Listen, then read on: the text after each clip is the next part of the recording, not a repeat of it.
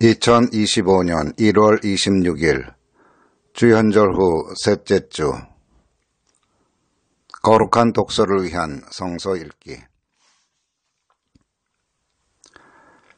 제1독서 느헤미야 8장. 백성에게 율법을 읽어주다. 모든 백성이 한꺼번에 수문 앞 광장에 모였다. 그들은 학자 에스라에게 주님께서 이스라엘에게 명하신 모세의 율법책을 가지고 오라고 청하였다. 일곱째 달 초하루에 에스라 제사장은 율법책을 가지고 회중 앞에 나왔다. 거기에는 남자든 여자든 알아들을 만한 사람은 모두 나와 있었다. 그는 수문 앞 광장에서 남자든 여자든 알아들을 만한 모든 사람에게 새벽부터 정오까지 큰 소리로 율법책을 읽어주었다. 백성은 모두 율법책 읽는 소리에 귀를 기울였다. 학자 에스라는 높은 단 위에 서 있었으므로 백성들은 모두 그가 책 펴는 것을 볼 수 있었다. 에스라가 책을 펴면 백성들은 모두 일어섰다.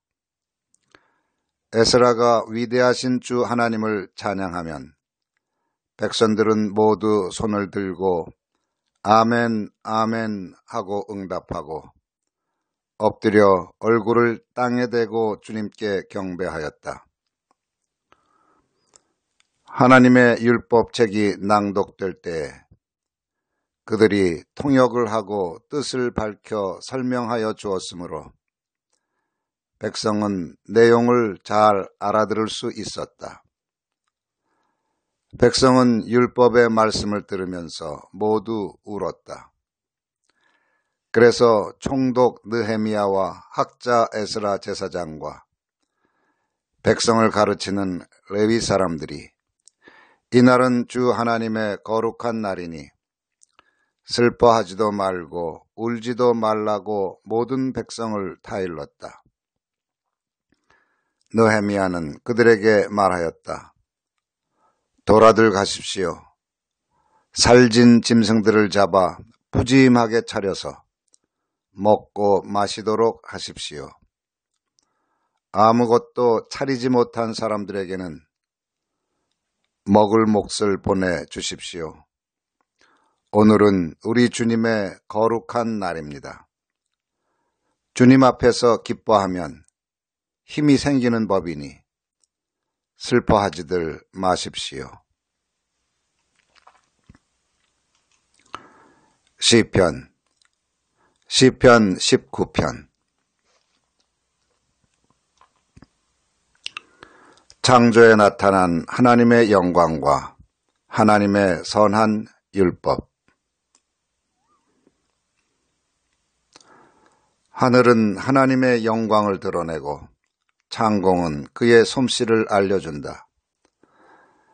낮은 낮에게 말씀을 전해주고 밤은 밤에게 지식을 알려준다.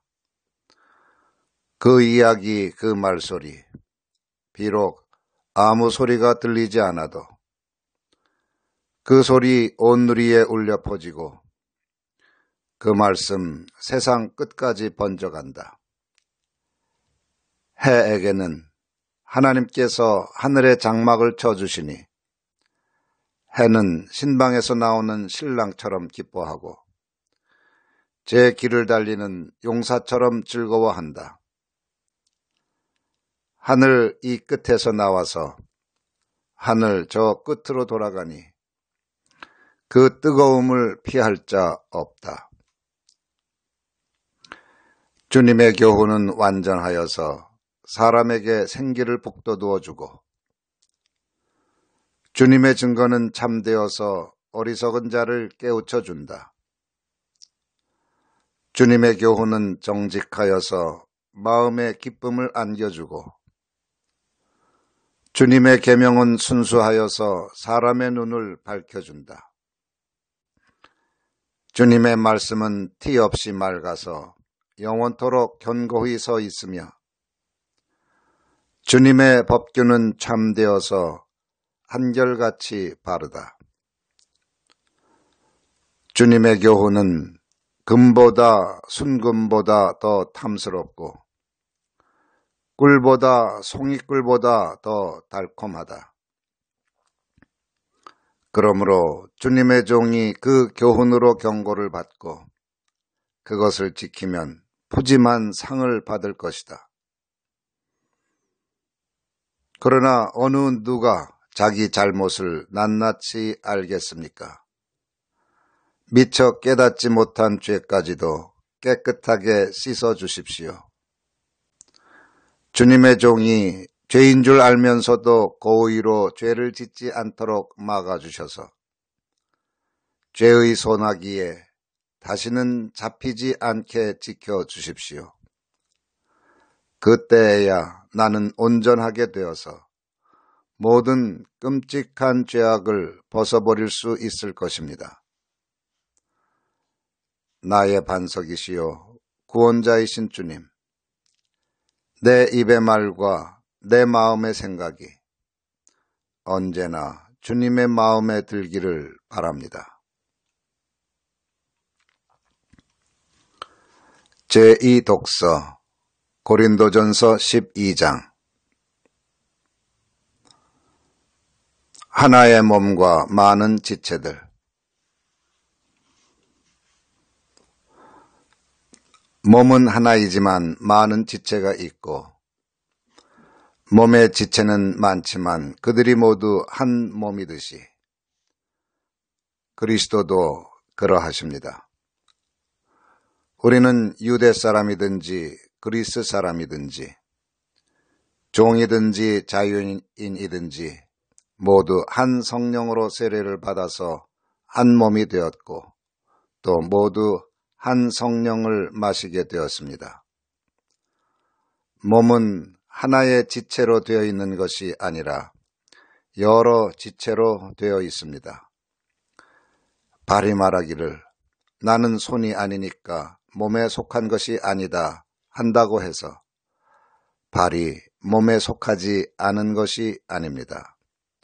또 귀가 말하기를 나는 눈이 아니니까 몸에 속한 것이 아니다 한다고 해서 귀가 몸에 속하지 않은 것이 아닙니다. 온몸이 다 눈이라면 어떻게 듣겠습니까? 또 온몸이 다 귀라면 어떻게 냄새를 맡겠습니까? 그런데 실은 하나님께서는 원하시는 대로 우리 몸에다가 각각 다른 여러 지체를 두셨습니다. 전체가 하나의 지체로 되어 있다고 하면 몸은 어디에 있습니까? 그런데 실은 지체는 여럿이지만 몸은 하나입니다. 그러므로 눈이 손에게 말하기를 너는 내게 쓸데가 없다 할 수가 없고 머리가 발에게 말하기를 너는 내게 쓸데가 없다 할 수 없습니다. 그뿐만 아니라 몸의 지체 가운데서 비교적 더 약하게 보이는 지체들이 오히려 더 요긴합니다. 그리고 우리가 덜 명예스러운 것으로 여기는 지체들에게 더욱 풍성한 명예를 덧입히고 볼품없는 지체들을 더욱더 아름답게 꾸며줍니다. 그러나 아름다운 지체들은 그럴 필요가 없습니다. 하나님께서는 몸을 골고루 짜 맞추셔서 모자라는 지체에게 더 풍성한 명예를 주셨습니다. 그래서 몸에 분열이 생기지 않게 하시고 지체들이 서로 같이 걱정하게 하셨습니다. 한 지체가 고통을 당하면 모든 지체가 함께 고통을 당합니다. 한 지체가 영광을 받으면 모든 지체가 함께 기뻐합니다. 여러분은 그리스도의 몸이요 따로따로는 지체들입니다. 하나님께서 교회 안에 몇몇 일꾼을 세우셨습니다. 그들은 첫째는 사도요, 둘째는 예언자요, 셋째는 교사요, 다음은 기적을 행하는 사람이요, 다음은 병 고치는 은사를 받은 사람이요, 남을 도와주는 사람이요, 관리하는 사람이요, 여러 가지 방언으로 말하는 사람입니다. 그러니 모두가 사도이겠습니까? 모두가 예언자이겠습니까? 모두가 교사이겠습니까? 모두가 기적을 행하는 사람이겠습니까? 모두가 병 고치는 은사를 받은 사람이겠습니까? 모두가 방언으로 말하는 사람이겠습니까? 모두가 통역하는 사람이겠습니까? 그러나 여러분은 더 큰 은사를 열심히 구하십시오.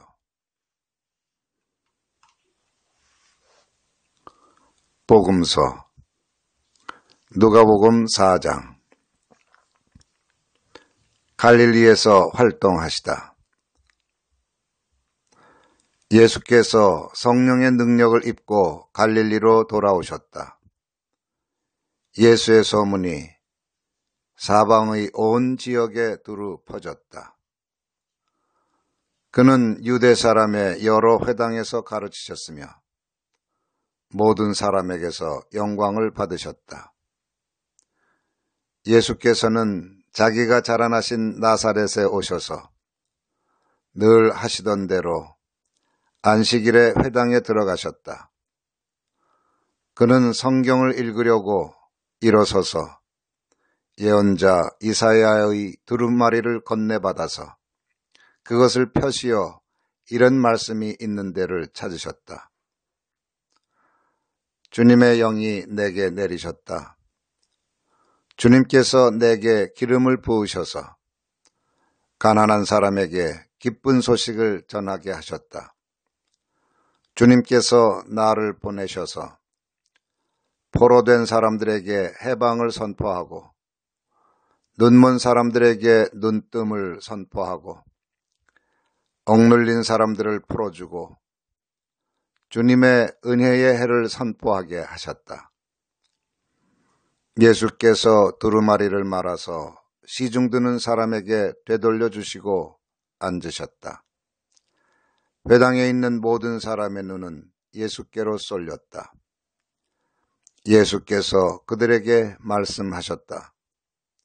이 성경 말씀이 너희가 듣는 가운데서 오늘 이루어졌다. 아멘.